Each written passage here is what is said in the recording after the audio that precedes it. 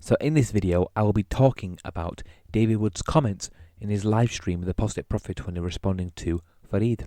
In this section, David Wood gives his theory about the Camel Hadith. Very briefly, this is to do with the people who came to the Prophet, peace be upon him, accepted Islam, they were ill, the Prophet prescribed them medicine to drink camel milk and camel urine mixed together to go to a shepherd and get it, the concoction, if you want to call it that.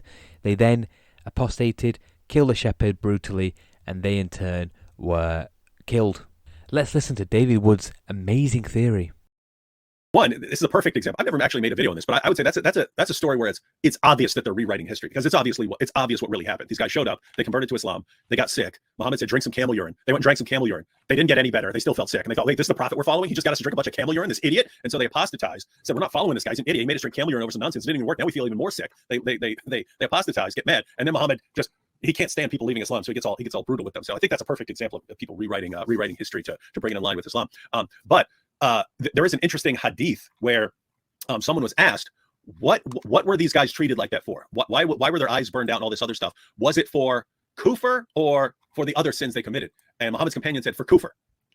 So it was actually because of Muhammad was enraged over their apostasy and unbelief. Oh, yeah. So David Wood has absolutely zero evidence to support his theory.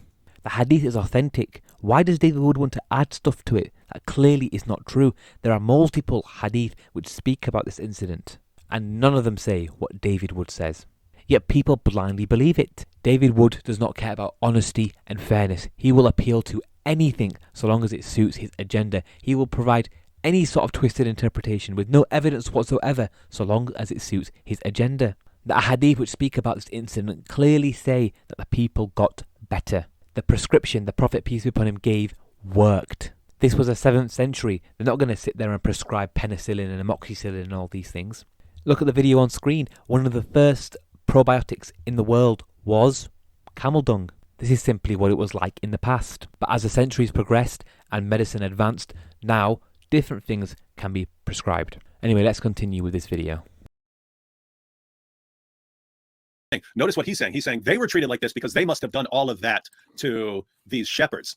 And therefore, it was just eye for eye. It was just, hey, you did this, and therefore we're doing that back to you. Were they being punished for kufr or for a sin? He said, for kufr.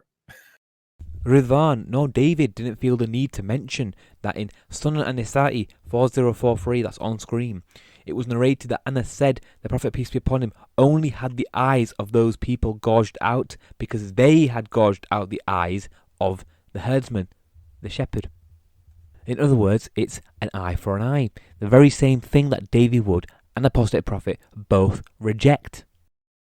So David Wood makes it look like apostasy alone was the reason for their punishment. But is this the case? No, it is not. If we go to Sahih Bukhari 6899, we read the following.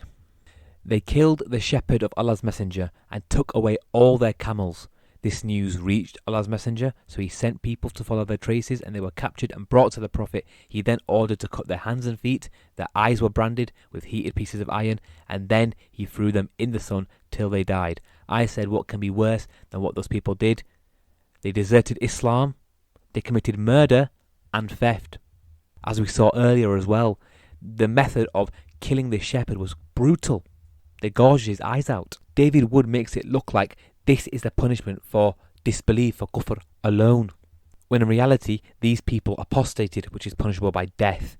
They murdered, which is punishable by death. They committed theft, which is punishable by getting your hand chopped off.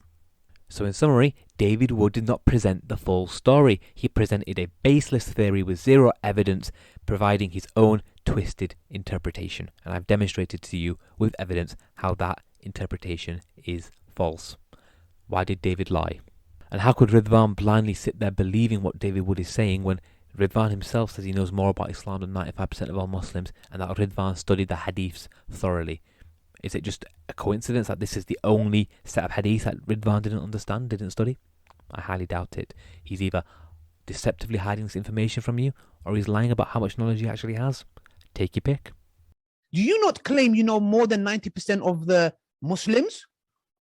Yeah, I'm not sure about 90%, it might be 95. I have read the Quran more than 3 times. I studied the Hadith thoroughly. I studied Islam thoroughly. I studied basically everything about Islam. I can carefully say that I know more than 85% of all Muslims about Islam. I practiced Islam very, very strictly. I studied it very diligently. I read basically everything that you're supposed to probably study as a Muslim, and that most people don't study.